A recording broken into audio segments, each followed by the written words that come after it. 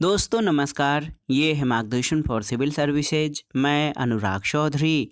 दोस्तों घटना चक्र सामान्य अध्ययन पूर्वावलोकन श्रृंखला में प्रस्तुत है सामान्य विज्ञान से संबंधित महत्वपूर्ण प्रश्नों का रिवीजन जो आपके आगामी परीक्षाओं के लिए बहुत ही उपयोगी है। इस वीडियो में हम जीव विज्ञान के अंतर्गत आनुवांशिक इंजीनियरिंग और बायोटेक्नोलॉजी से संबंधित सभी महत्वपूर्ण प्रश्नों को कवर करेंगे। तो आइए शुरू करते हैं आज का वीडियो।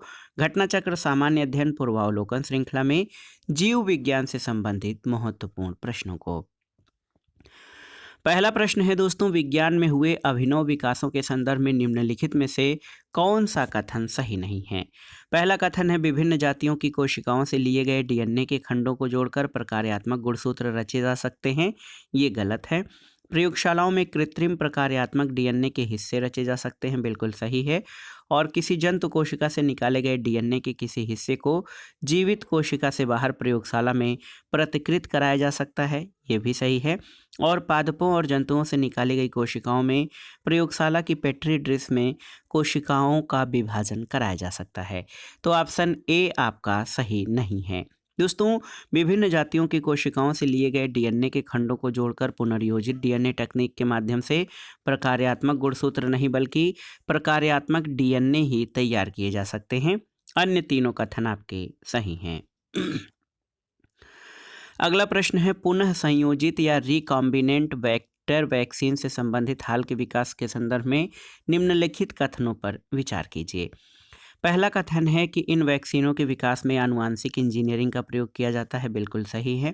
और दूसरा है जीवाणुओं और विषाणुओं का प्रयोग रोगवाहक या वेक्टर के रूप में किया जा सकता है, बिल्कुल सही है। दोनों ही कथन आपके सही हैं। और दोस्तों डीएनए और आरएनए के द्वारा टीका निर्माण की प्रक्रिया आनुवांशिक सामग्री के अंतर्गत की जाती है। अगला प्रश्न है पुनर्योगज डीएनए प्रौद्योगिकी यानी आनुवांशिक इंजीनियरिंग जीनों को स्थानांतरित होने देता है। यहाँ पर ऑप्शन देख लेते हैं, किसमें किसमें? पौधों की विभिन्न जातियों में, जंतुओं से पौधों में, और सूक्ष्म जीवों से उच्चतर जीवों में। तो ये तीनों ही कथन आपके सही हैं। पुनर्योगज डीएनए प्रौद्योगिकी जिसको जेनेटिक इंजीनियरिंग कहा जाता है, इसमें जीनों को इस सभी में स्थानांतरित होने देता है। दोस्तों आनुवांशिक इंजीनियरिंग डीएनए तकनीक द्वारा किसी जीवाणु के जीन को मक्के के पौधे में स्थानांतरित किया जा सकता है। इस तकनीक द्वारा जीनों को पौधों की विभिन्न जातियों में, सूक्ष्म जीवों से उच्चतर जीवों में भी स्थानांतरित किया जा सकता है। अगला प्रश्न है पुनर्योगज डीएनए तकनीक के चरण नीचे दिए गए हैं, इनमें आपको क्रम बताना है। तो सही क्रम आप देखिए, सबसे पहले क्या होता है? तो सबसे पहले आनुवांशिक पदार्थ की पहचान कर उनका पृथक्करण किया जाता है, ये 1 नंबर पर। उसके बाद जो दूसरा है वो ये है डीएनए का विखंडन किया जाता है। फिर उसके बाद इच्छित डीएनए खंडों का पृथक्करण किया जाता है। उसके बाद दोस्तों रुचि वाले जीन का परिवर्धन किया जाता है। फिर इसके बाद डीएनए खंड को वाहक में जोड़ना होता है। और इसके बाद आप जान लीजिए कि पुनर्योगज डीएनए का पोषक कोशिका जीवों में स्थानांतरण होता है। और इसके बाद आपका जान लीजिए कि बाह्य जीन उत्पाद की प्राप्ति होती है। और फिर लास्ट में प्रवाहिक प्रक्रिया होती है। तो ये जो क्रम बना है, ये क्रम है ABFGEHCD। तो यहाँ पर सही उत्तर ऑप्शन सी हो जाएगा। अगला प्रश्न है दोस्तों कथन और कारण से संबंधित है। कथन है कि वैज्ञानिक डीएनए अणुओं को, चाहे वे अणुओं के किसी भी स्रोत से हो, इच्छानुसार अलग अलग काट और एक साथ जोड़ सकते हैं, बिल्कुल सही है। कारण है कि डीएनए के टुकड़ों को रिस्ट्रक्शन एंडोन्यूक्लिएज और डीएनए लाइगेज का उपयोग कर तोड़ा जोड़ा जा सकता है। तो सही उत्तर ये कारण भी सही है। दोस्तों आप जान लीजिए कथन और कारण दोनों ही सही हैं और कारण कथन का सही स्पष्टीकरण है। जेनेटिक इंजीनियरिंग या आनुवांशिक अभियांत्रिकी के द्वारा डीएनए को रिस्ट्रक्शन एंडोन्यूक्लिएज एंजाइम के द्वारा टुकड़ों में खंडित और डीएनए लाइगेज एंजाइम के द्वारा डीएनए के खंडों को परस्पर जोड़ा जा सकता है। रिस्ट्रिक्शन एंडोन्यूक्लिएज एंजाइम को सबसे पहले नाथन्स और स्मिथ ने हीमोफिलस इन्फ्लुएंजी नामक जीवाणुओं से प्राप्त किया था, जिसके लिए इन्हें नोबेल पुरस्कार 1978 में दिया गया था। अगला प्रश्न है कौन सा जोड़ा सही है, तो यहाँ पर लाइगेसेज आणविक सीवनकार जो है ये आपका सही है। दोस्तों लाइगेसेज एंजाइमों के ऐसे वर्ग को कहते हैं जो सहसंयोजक बंध बनने की क्रिया को उत्प्रेरित करते हैं। लाइगेसेज जैविक अणुओं जैसे डीएनए आदि के संश्लेषण और खंडित जैविक अणुओं की मरम्मत आदि कार्यों के लिए सक्रिय होकर इन्हें परस्पर जुड़ने में उत्प्रेरक की भूमिका निभाते हैं। इसलिए लाइगेसेज को आणविक सीवनकार या सिलने वाला कहा जाता है। अगला प्रश्न है प्रायः समाचार में आने वाला CAS9 प्रोटीन क्या है, तो आप जान लीजिए लक्ष्य साधित जीन संपादक यानी टारगेटेड जीन एडिटिंग में प्रयुक्त आणविक कैंची ये CAS9 कहलाता है। बहुत ही महत्वपूर्ण प्रश्न है दोस्तों। CAS9 के बारे में थोड़ा सा और जान लेते हैं। दोस्तों CAS9 प्रोटीन लक्ष्य साधित जीन संपादन यानी टारगेटेड जीन एडिटिंग में प्रयुक्त आणविक कैंची है। इसका मुख्य कार्य डीएनए को काटना होता है। तो स्पष्ट है कि ये कोशिका के जीनोम में परिवर्तन करने में सक्षम है और जीन संपादन की क्रिस्पर यानी clustered regulatory interspaced short palindromic repeats CAS9 तकनीक में क्रिस्पर डीएनए अनुक्रमों के विनियमित पुनरावृत्ति पैटर्न को दर्शाता है, जिसमें प्रत्येक पुनरावृत्ति के बाद स्पेशल डीएनए खंड को एडिट करने के लिए CAS नामक संशोधित प्रोटीन का प्रयोग किया जाता है। इसके द्वारा किसी कोशिका के डीएनए को निर्धारित स्थान पर काटकर जीनों को हटाया या नए जीनों को स्थापित किया जा सकता है और कोशिका में अपेक्षित प्रतिरोधी लक्षण प्राप्त किए जा सकते हैं। अगला प्रश्न है आरएनए अंतरक्षेप यानी आरएनए इंटरफेस प्रौद्योगिकी ने पिछले कुछ वर्षों में लोकप्रियता हासिल की है। इसके क्या कारण हैं, तो इसके कारण है कि ये जीन अनभिव्यक्तिकरण या जीन साइलेंसिंग रोगोपचार के विकास में प्रयुक्त होता है। इसे कैंसर की चिकित्सा में रोगोपचार के लिए प्रयुक्त किया जा सकता है और इसे ऐसी फसल पादपों को उगाने के लिए प्रयुक्त किया जा सकता है जो विषाणु रोगजनकों के लिए प्रतिरोधी हों। तो 1, 2 और 4 आपके सही हैं। ऑप्शन ए सही उत्तर हो जाएगा। दोस्तों आरएनए इंटरफेस एक जैविक प्रक्रिया है जिसमें आरएनए अणु लक्षित जो मैसेंजर आरएनए अणुओं को निष्प्रभावी कर जीन एक्सप्रेशन को बाधित किया जाता है। ये प्रौद्योगिकी जीन साइलेंसिंग रोगोपचार के विकास में प्रयुक्त होती है और इसे कैंसर रोगियों के उपचार में भी प्रभावी पाया गया है। इसका विषाणु रोग जनकों के लिए प्रतिरोधी फसल पादपों के विकास में भी प्रयोग किया जा रहा है और हार्मोन प्रतिस्थापन रोगोपचार के विकास में आरएनए इंटरफेस का कोई योगदान नहीं है। तो कथन 1, 2, 4 आपके सही हैं। दोस्तों आप जान लीजिए कि 10 अगस्त 2018 को US food and drug administration द्वारा पहली बार आरएनए इंटरफेरेंस आधारित उपचार को स्वीकृति दी गई है। अगला प्रश्न है मानव प्रजनन तकनीकी में अभिनव प्रगति के संदर्भ में प्राकेंद्रिक स्थानांतरण यानी प्रो न्यूक्लियर ट्रांसफर का उपयोग किस लिए होता है, तो सही उत्तर है संतान में सूत्रकणिका वाले रोगों का निरोध करने के लिए। दोस्तों याद रखिएगा मानव जनन तकनीकी में अभिनव प्रगति के संदर्भ में प्रो न्यूक्लियर ट्रांसफर का उपयोग संतान में होने वाले सूत्रकणिका संबंधी आनुवांशिक रोगों के उपचार को रोकने के लिए किया जाता है।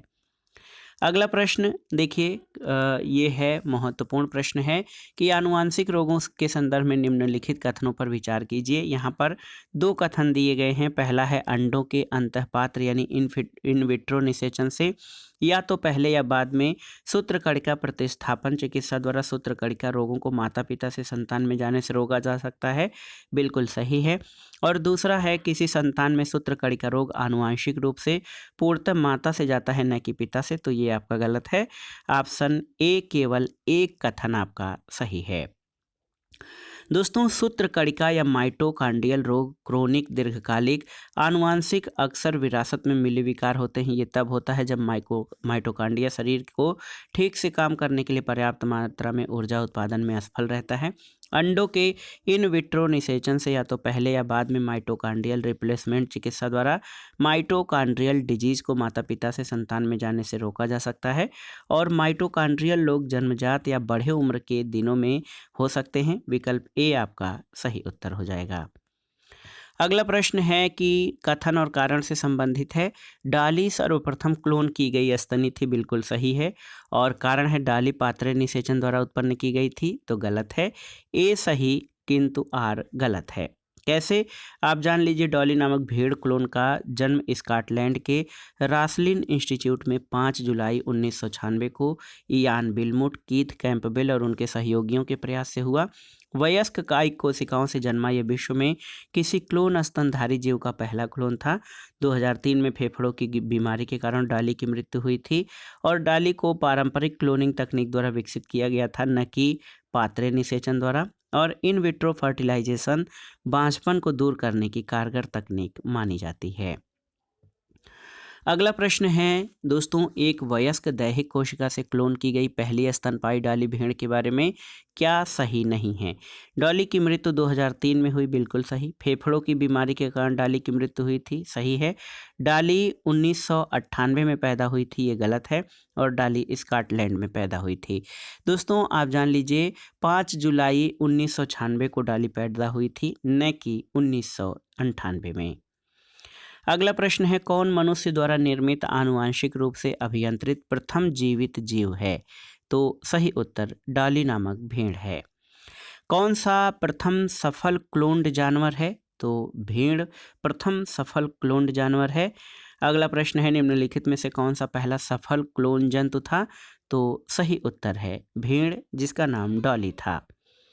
अगला प्रश्न है, NDRI करनाल के वैज्ञानिकों ने किस जानवर का दूसरा क्लोन विकसित किया है। तो सही उत्तर है भैंस के बछड़े का क्लोन। तो यहाँ पर सही उत्तर ऑप्शन बी हो जाएगा, भैंस के बछड़े का क्लोन। दोस्तों national dairy research institute NDRI Karnal के वैज्ञानिकों ने फरवरी 2009 में विश्व में भैंस के पहले क्लोन बछड़े समरूपा को विकसित किया। NDRI के वैज्ञानिकों ने जून 2009 में भैंस के दूसरे क्लोन गरिमा को जन्म कराने में सफलता प्राप्त की थी। अगला प्रश्न है, गरिमा 2 नाम है एक किसका। तो सही उत्तर है क्लोन्ड भैंस का। करनाल में राष्ट्रीय डेयरी अनुसंधान संस्थान के वैज्ञानिकों ने अगस्त 2010 में भैंस का गरिमा 2 नामक क्लोन विकसित करने में सफलता प्राप्त की। जनवरी 2013 में राष्ट्रीय डेयरी अनुसंधान संस्थान में क्लोन भैंस गरिमा 2 ने महिमा नामक एक स्वस्थ मादा बच्चे को जन्म दिया था। अगला प्रश्न है, किस देश में पहला ट्रांसजीनी दमकता हुआ सुअर उत्पन्न किया गया है जो अंदर बाहर सब हरा है। तो सही उत्तर ताइवान में। 2006 में नेशनल ताइवान यूनिवर्सिटी के एक शोध द्वारा पहला ट्रांसजीनी दमकता हुआ सुअर उत्पन्न किया गया है और दमकते हुए हरे प्रोटीन को सुअर के भ्रूण में डालकर 3 नर ट्रांसजीनी सुअर पैदा किए गए थे। अगला प्रश्न है, इंजाज नाम किसका है विश्व के पहले क्लोन का। तो इंजाज नाम विश्व के पहले क्लोन ऊंट का नाम है और दुबई के ऊंट प्रजनन केंद्र में दुनिया की पहली मादा क्लोन ऊंट 2009 में विकसित की गई। इस क्लोन ऊंट का नाम इंजाज रखा गया था। अगला प्रश्न है, जीव के क्लोन के संबंध में कौन सा कथन सही है। तो सही उत्तर है क्लोन अलैंगिक विधि से उत्पन्न किया जाता है। तो बहुत ही महत्वपूर्ण प्रश्न है दोस्तों। क्लोन जो है अलैंगिक विधि से उत्पन्न किया जाता है। किसी भी जीवधारी से उसके जैसा हूबहू जीवधारी प्राप्त किया जाए तो इसे क्लोन कहते हैं। ये अलैंगिक विधि द्वारा उत्पन्न किए जाते हैं जो प्रायः अपने मातृ जीव के समरूप होते हैं। क्लोन प्राप्त करने की प्रक्रिया क्लोनिंग कहलाती है और एक समान जुड़वा जो है ये क्लोन नहीं होते बल्कि एक जीव के 2 क्लोन समान होते हैं। अगला प्रश्न है, परखनली शिशु के मामले में क्या होता है आपको बताना है। तो सही उत्तर क्या हो जाएगा दोस्तों, परखनली शिशु के मामले में जो निषेचन होता है वो माता के शरीर के बाहर होता है। जो मादाएं किन्हीं कारणों से प्राकृतिक गर्भधारण करने में असमर्थ होती हैं उनके अंडाणु का कृत्रिम निषेचन कराया जाता है, जिससे उत्पन्न शिशु को परखनली शिशु कहते हैं। परखनली शिशु विधि में डिंब और शुक्राणु का निषेचन जो प्राकृतिक रूप से स्त्रियों के फैलोपियन नलियों में होता है माता के शरीर के बाहर पैट्री पात्रों में कृत्रिम रूप से कराया जाता है। फिर उससे बने भ्रूण को 6 से 48 घंटे के भीतर महिला के गर्भाशय में प्रत्यारोपित करके संतान प्राप्त करते हैं। अगला प्रश्न है, जेनेटिक इंजीनियरिंग के निम्नलिखित प्रभावों पर विचार कीजिए। देखिए, रोग प्रतिरोध, वृद्धिवर्धन, जंतु क्लोनिंग और मानव क्लोनिंग। तो यहाँ पर 1, 2 और 3 आपके सही हैं। दोस्तों आप जान लीजिए कि आनुवांशिक इंजीनियरिंग के द्वारा रोग प्रतिरोध, वृद्धिवर्धन, जंतु क्लोनिंग आदि पर सफलता मिल गई है, लेकिन मानव क्लोनिंग का परीक्षण अभी पूरी तरह सफल नहीं हो पाया है, क्योंकि ये विवादास्पद और प्रतिबंधित है। अगला प्रश्न है, सूची 1 का सूची 2 से सुमेलन करिए और दिए गए कूट के आधार पर सही उत्तर का चयन करिए। तो यहाँ पर आप देख सकते हैं, यहाँ पर सूची 1 और 2 को हम यहाँ पर सामने कर लें। आनुवांशिकी में उपलब्धि और वैज्ञानिक। तो जीवाणुओं में पारक्रमण और संयुग्मन की खोज किसके द्वारा की गई थी? तो ये दोस्तों लैडरबर्ग के द्वारा। यौन संलग्न वंशागत की स्थापना ये आपका मार्गन के द्वारा। और ई कोलाई से डीएनए पॉलीमरेज का वियोजन किसने करवाया? तो ये कोर्नबर्ग के द्वारा। और संपूर्ण आनुवांशिक कूट की स्थापना ये खुराना, हरगोबिंद खुराना। तो यहाँ पर सही उत्तर 3, 4, 2, 1 हो जाएगा। दोस्तों जीवाणुओं में ट्रांसडक्शन तथा संयुग्मन यानी कंजुगेशन की खोज लैडरबर्ग ने और जिंडर ने 1951 में, लैडरबर्ग और टाटम द्वारा की गई थी। यौन संलग्न वंशागत की स्थापना मार्गन द्वारा। ई कोलाई से डीएनए पॉलीमरेज का वियोजन कार्नबर्ग के द्वारा। और संपूर्ण आनुवांशिक कोड या जेनेटिक कोड की स्थापना भारतीय मूल के अमेरिकी वैज्ञानिक डॉक्टर हरगोबिंद खुराना के द्वारा की गई थी। अगला प्रश्न है, वर्तमान में वैज्ञानिक किसी गुणसूत्र में जीन इकाइयों का विन्यास और उनकी सापेक्षिक स्थिति अथवा डीएनए के अनुक्रमों को निर्धारित कर सकते हैं। ये ज्ञान हमारे लिए किस प्रकार उपयोगी है? तो पहला है कि उसकी मदद से पशुधन की वंशावली जानी जा सकती है और उसकी मदद से पशुओं के रोग सह नस्लें विकसित की जा सकती हैं। 1 और 3 आपके सही हैं। ऑप्शन सी सही उत्तर है। दोस्तों डीएनए अनुक्रम के द्वारा आनुवांशिक रोगों जैसे अल्जाइमर, सिस्टिक फाइब्रोसिस, म्यूटोनिक डिस्ट्रॉफी और जीनों की अक्षमता और उसमें उत्पन्न दोषों के चलते होने वाली कई बीमारियों का कारण ज्ञात कर उनका उपचार संभव हो सकता है। इसके द्वारा सभी मानव रोगों के कारण ज्ञात नहीं हो सकते, इसलिए कथन 2 सही नहीं है। अन्य जो 1 और 3 कथन हैं वो आपके सही हैं। अगला प्रश्न है, एक जीव के संपूर्ण संजीन या सभी जीवों की संपूर्णता का अनुक्रमण 1996 में पूरा हुआ था, वो जीव कौन सा था? तो ये था ईस्ट। दोस्तों याद रखिएगा, सेकेरोमाइसीज सेरेवेसी ईस्ट या खमीर की एक प्रजाति है। इसे कवक जगत में शामिल किया गया है। इसके संपूर्ण संजीन या सभी जीनों की संपूर्णता का अनुक्रमण 1996 में पूरा हुआ। इसमें लगभग 6000 जीन और 12 मिलियन से अधिक क्षार युग्म होते हैं। अगला प्रश्न है, विश्व स्तर के प्रोग्राम ह्यूमन जीनोम प्रोजेक्ट का उद्देश्य क्या है? तो उत्तर है मानव जीनों और उनके अनुक्रमों की पहचान और मानचित्रण। ये ह्यूमन जीनोम प्रोजेक्ट का उद्देश्य है जो कि वैश्विक स्तर पर संचालित है। अगला प्रश्न है, शरीर की वे कोशिकाएं जिनमें शरीर के किसी भी प्रकार की कोशिकाओं में विभाजन और विशिष्टीकरण की क्षमता है और जो कई गंभीर बीमारियों पर शोध केंद्र बिंदु हैं, उन्हें क्या कहते हैं? तो इनको दोस्तों स्टेम सेल या स्टेम कोशिकाएं कहते हैं। यहाँ पर देखिए, स्टेम कोशिकाएं वे आधार कोशिकाएं हैं जिनसे आगे चलकर मानव शरीर 210 से अधिक तरह के ऊतक बनते हैं। और भ्रूण की आधार कोशिकाएं 5-7 दिन पुराने भ्रूण से निकाली जाती हैं। विकसित हो रहे भ्रूण से स्टेम कोशिकाएं निकालकर उससे ऊतकों और अंगों का निर्माण किया जा सकता है। अगला प्रश्न है, अक्सर सुर्खियों में रहने वाली स्टेम कोशिकाओं के संदर्भ में कौन से कथन सही हैं? स्टेम कोशिकाएं केवल स्तनपायी जीवों से प्राप्त की जा सकती हैं, ये गलत है। स्टेम कोशिकाएं नई औषधियों को परखने के लिए प्रयोग की जा सकती हैं और स्टेम कोशिकाएं चिकित्सा थेरेपी के लिए प्रयुक्त की जा सकती हैं। तो कथन 2 और 3 आपके सही हैं। दोस्तों स्टेम कोशिकाएं जो हैं ये बहुकोशिकीय जीवों में पाई जाने वाली वे कोशिकाएं हैं जिनके करने के लिए शरीर ने कोई खास काम नहीं दिया है।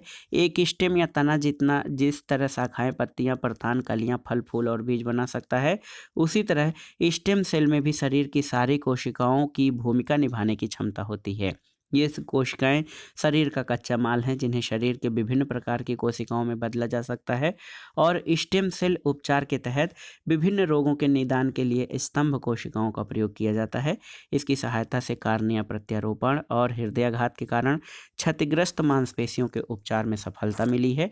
स्टेम कोशिकाएं नई औषधियों को परखने के लिए प्रयोग की जा सकती हैं।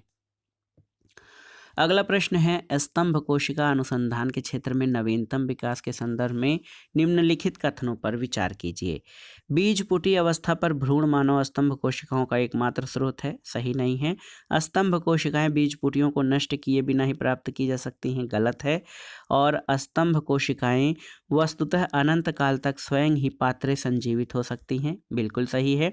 और भारतीय अनुसंधान केंद्रों ने कुछ कोशिका रेखाओं का भी सृजन किया है जिन्हें कई प्रकार के ऊतकों में विकसित किया जा सकता है। तो कथन 3 और 4 आपके सही हैं। अगला प्रश्न है, निम्नलिखित में से कौन सा कथन प्राणियों में स्तंभ कोशिकाओं के प्रत्यारोपण के संदर्भ में असत्य यानी गलत है, आपको बताना है। तो ये प्रश्न बहुत ही महत्वपूर्ण है आप सभी के लिए। देखिए यहाँ पर कथन है, ये प्राणी में जीवन भर स्वयं गुणन करती हैं, सही है। ये अंगों के क्षतिग्रस्त ऊतकों की मरम्मत करती हैं, सही हैं। ये एक या अधिक प्रकार की विशिष्ट कोशिकाओं को बनाने की क्षमता रखती हैं, बिल्कुल सही। ये केवल भ्रूण में पाई जाती हैं, ये आपका सही नहीं है। दोस्तों स्टेम सेल एक विभाजनशील कोशिका है जिसमें स्वतः विभाजन की प्रक्रिया होती है और ये विभाजित होकर विशिष्ट कोशिकाओं का निर्माण करती हैं और ये अंगों के क्षतिग्रस्त ऊतकों की मरम्मत करती हैं। स्तंभ कोशिकाएं शरीर के कई अंगों और ऊतकों में पाई जाती हैं। अगला प्रश्न है, अति विवादास्पद भ्रूणीय स्टेम कोशिकाओं के विकल्प के रूप में कौन बायोएथिकल अविवादास्पद स्रोत हैं स्टेम कोशिकाओं का? तो सही उत्तर है अस्थि मज्जा से व्युत्पन्न स्टेम कोशिकाएं। दोस्तों स्टेम सेल ऐसी मूल कोशिकाएं होती हैं जिनसे शरीर के किसी भी अंग की कोशिका को तैयार किया जा सकता है। वैज्ञानिकों के अनुसार इन कोशिकाओं को शरीर की किसी भी कोशिका की मरम्मत के लिए प्रयोग किया जा सकता है। स्टेम कोशिका को वैज्ञानिक प्रयोगों के लिए स्रोत के आधार पर भ्रूण, वयस्क और कार्ड ब्लड में बांटा जा सकता है। अधिकांश स्टेम कोशिकाएं भ्रूण से प्राप्त होती हैं, इन्हें जन्म के समय ही सुरक्षित रखना होता है। इन मौलिक कोशिकाओं के अनुसंधान को लेकर काफ़ी विवाद है। कारण ये है कि विकास के प्रारंभिक चरण में मानव भ्रूण से इन कोशिकाओं के प्राप्त होने के दौरान भ्रूण नष्ट हो जाता है, इसलिए नैतिकता के आधार पर इस तरह के अनुसंधानों का विरोध होता रहा है। मगर मौजूदा दौर में इसके वैकल्पिक स्रोतों की तलाश कर ली गई है जिसमें भ्रूण को नष्ट करने की कोई आवश्यकता नहीं होती। गर्भनाल का रक्त, दांत, अस्थिमज्जा आदि स्टेम कोशिकाओं के अविवादास्पद स्रोत हैं। अगला प्रश्न है, निम्नलिखित कथनों पर विचार कीजिए। यहाँ पर 4 कथन आपके दिए गए हैं, आपको यहाँ पे 3 कथन दिए गए हैं, इसमें से आपको बताना है कि कौन से सही हैं। पहला है, भावी माता पिता के अंड या शुक्राणु उत्पन्न करने वाली कोशिका में आनुवांशिक परिवर्तन किए जा सकते हैं, बिल्कुल सही। व्यक्ति का जीनोम जन्म से पूर्व प्रारंभिक भ्रूणीय अवस्था में संपादित किया जा सकता है, बिल्कुल सही। और मानव प्रेरित बहुशक्त स्टेम कोशिकाओं को एक सूकर के भ्रूण में अंतर्वेशित किया जा सकता है, बिल्कुल सही। तो ये तीनों ही कथन आपके सही हैं और ये सभी जेनेटिक इंजीनियरिंग के अंतर्गत आते हैं। अगला प्रश्न है, कायिक कोशिका न्यूक्लिय अंतरण प्रौद्योगिकी यानी somatic cell nuclear transfer technology का अनुप्रयोग क्या है? तो उत्तर है जंतुओं की जननीय क्लोनिंग। दोस्तों आप जान लीजिए, कायिक कोशिका नाभिकीय अंतरण प्रौद्योगिकी का प्रयोग जंतुओं की प्रजननीय प्रतिरूपण या जननीय क्लोनिंग द्वारा आनुवांशिक तौर पर अभिन्न पशुओं के निर्माण के लिए किया जाता है। इस प्रक्रिया में एक दाता वयस्क कोशिका या कायिक कोशिका से किसी नाभिक विहीन अंडे में नाभिक का स्थानांतरण करना शामिल होता है। अगला प्रश्न है, हाइब्रिडोमा प्रौद्योगिकी एक नया जीव प्रौद्योगिकी उपागम है, किस क्षेत्र में? तो उत्तर है एक क्लोनी प्रतिरक्षियों के वाणिज्यिक उत्पादन के लिए। बहुत ही महत्वपूर्ण प्रश्न है हाइब्रिडोमा प्रौद्योगिकी। हाइब्रिडोमा प्रौद्योगिकी दोस्तों ये बहुत ही महत्वपूर्ण है, आप जान लीजिए। और ये एक क्लोनी प्रतिरक्षी या एंटीबॉडीज के वाणिज्यिक उत्पादन के लिए महत्वपूर्ण तकनीक है। अगला प्रश्न है, बंथरा में plant field gene bank Banthra में प्लांट फील्ड जीन बैंक जो है ये क्या करता है? देखिए, संकटापन्न वर्ग के पौधों को सुरक्षित रखेगा, जैविक विभिन्नता की दस्युता या पायरेसी को रोकेगा, आर्थिक दृष्टि से महत्वपूर्ण पौधों की पहचान करेगा या उपर्युक्त सभी पर ध्यान देगा। तो सही उत्तर उपर्युक्त सभी पर ये ध्यान देगा। बहुत ही महत्वपूर्ण प्रश्न है आप सभी के लिए। ऑप्शन डी आपका सही उत्तर हो जाएगा। अगला प्रश्न है, निम्नलिखित कथनों पर विचार कीजिए। यहाँ पर 3 कथन आपके दिए गए हैं। तो देखिए, भारतीय पेटेंट अधिनियम के अनुसार किसी बीज को बनाने की जैव प्रक्रिया को भारत में पेटेंट कराया जा सकता है। भारत में कोई बौद्धिक संपदा अपील बोर्ड नहीं है और पादप किस्में भारत में पेटेंट कराए जाने के पात्र नहीं है। तो केवल और केवल 3 ऑप्शन सी आपका सही उत्तर है।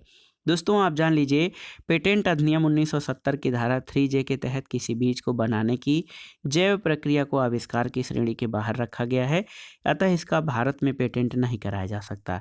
भारत में सितंबर 1958 में बौद्धिक संपदा अपीली बोर्ड गठित किया गया था, जो कि एक अर्धन्यायिक निकाय है, और पेटेंट अधिनियम 1970 की धारा 3J के तहत ही पादप और पादप प्रजातियों का आविष्कार नहीं माना जा सकता और तदनुसार भारत में पादप और पादप प्रजातियां पेटेंट कराए जाने के पात्र नहीं है। तो केवल और केवल कथन 3 सही है। अगला प्रश्न है, कपास के कीट रोधी पौधे आनुवांशिक इंजीनियरिंग के द्वारा एक जीन को निविष्ट कर निर्मित किए जाते हैं, जो लिया गया है किससे? विषाणु, जीवाणु, कीट या पौधे से? तो सही उत्तर जीवाणु से। दोस्तों, आप जान लीजिए, कपास के कीट रोधी पौधे आनुवांशिक अभियांत्रिकी द्वारा एक जीन को निविष्ट कर निर्मित किया गया है, जिसे जीवाणु बैसिलस थ्यूरिनजेंसिस द्वारा तैयार किया गया है। इस जीव विष का नाम बीटी है और बीटी जीव विष जीवाणु से क्लोनीकृत होकर पौधों में अभिव्यक्त होकर कीटों की प्रतिरोधकता को उत्पन्न करता है। इसमें कीटनाशकों के उपयोग की आवश्यकता नहीं होती। इस तरह से जैव पीड़कनाशियों का निर्माण होता है, जैसे बीटी कपास और बीटी मक्का इत्यादि। अगला प्रश्न है, अमेरिकी बहुराष्ट्रीय कंपनी मोनसांटो ने एक कीट प्रतिरोधी कपास की किस्म बनाई है, जिसका भारत में क्षेत्र परीक्षण किया जा रहा है।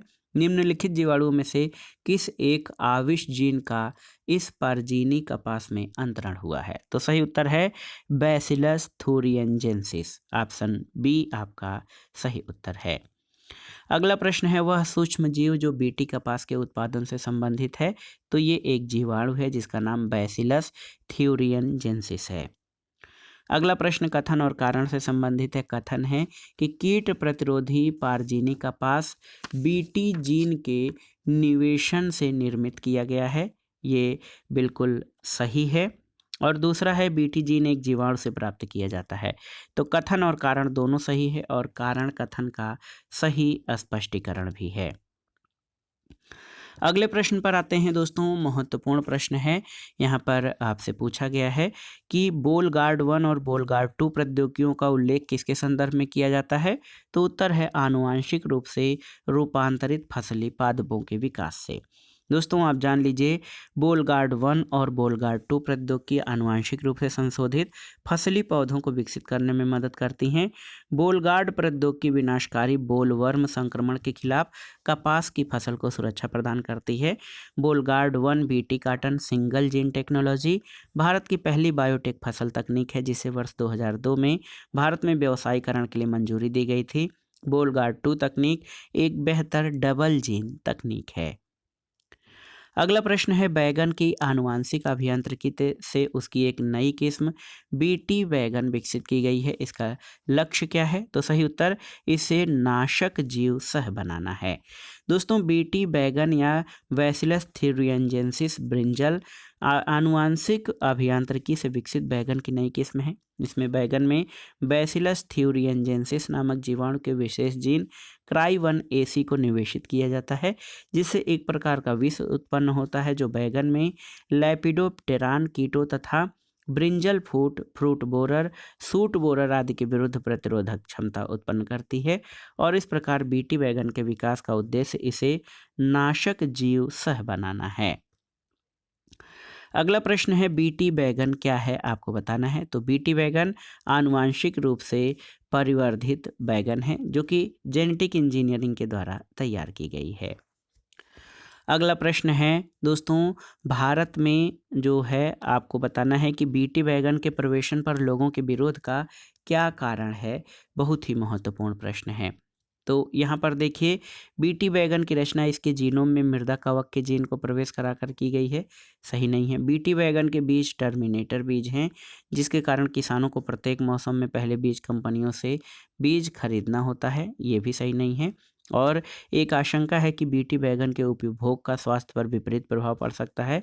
सही है। और ये भी चिंता है कि बीटी वैगन के प्रवेशन से जैव विविधता पर जो है बुरा असर या विपरीत प्रभाव पड़ सकता है। तो 3 और 4 आपके सही हैं। ऑप्शन सी सही उत्तर है। दोस्तों, बीटी यानी बैसिलस थ्यूरिएंजेंसिस मिट्टी में पाया जाने वाला एक ग्राम पॉजिटिव जीवाणु है। इसमें पाया जाने वाला एक विशेष जीन क्राई1AC यदि बैगन में निवेश कर दिया जाए तो एक विष उत्पन्न करता है, जो बैगन में लेपिडोप्टेरान कीटों जैसे ब्रिंजल फूड, सूट बोरर और फ्रूट बोरर के विरुद्ध प्रतिरोधक क्षमता उत्पन्न करता है और इस प्रकार उत्पादन में वृद्धि होती है। बीटी बैगन फसल सुरक्षा की दृष्टि से अच्छा विकल्प हो सकता है, लेकिन ऐसी आशंका है कि बीटी विष से मानव स्वास्थ्य और जैव विविधता पर विपरीत प्रभाव पड़ सकता है।